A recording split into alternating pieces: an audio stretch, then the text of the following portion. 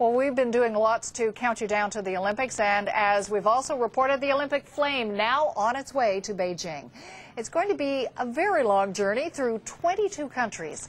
Canada's not one of them, but 2 Canadians will help get the torch to the main stadium in Beijing.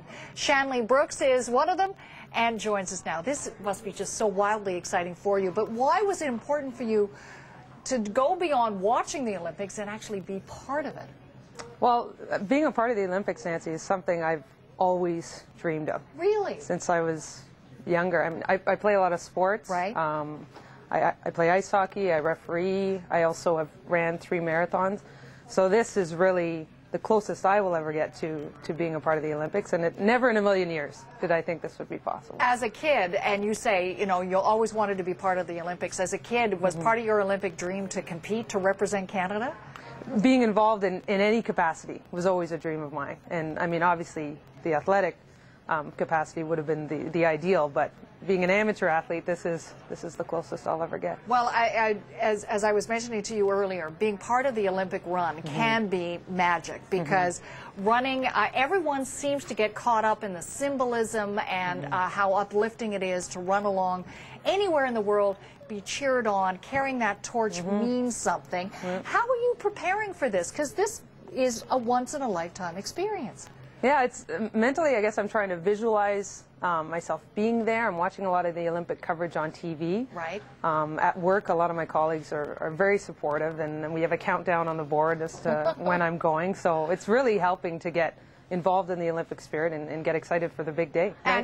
And physically training for this, right? How far do you run? I'm going to be running 300 meters.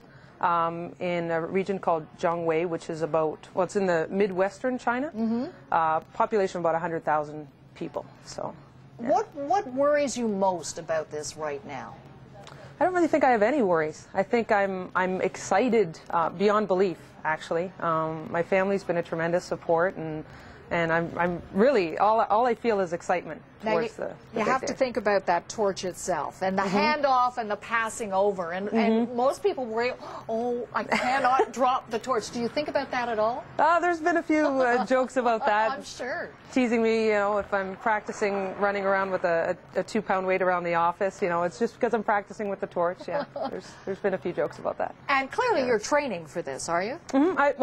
I play a lot of ice hockey. I'm also running quite a bit, so to prepare for it, to make sure I can enjoy the moment when it comes. Now, certainly even as the torch was lit and begins its journey, we saw demonstrations, and certainly recently in the news, demonstrators about Tibet have been very much a part of the news leading up to the Olympic Games. Have you thought about that? Have organizers told you how you might deal with that if for some reason you might be running along the way and there might be demonstrators there? Well, I'm sure the International Olympic Committee is handling that. What I'm focused on right now is as I said, the excitement involved, you know, in being a part of the Olympics. This is the Olympics. You know, it's the time when it brings all countries together.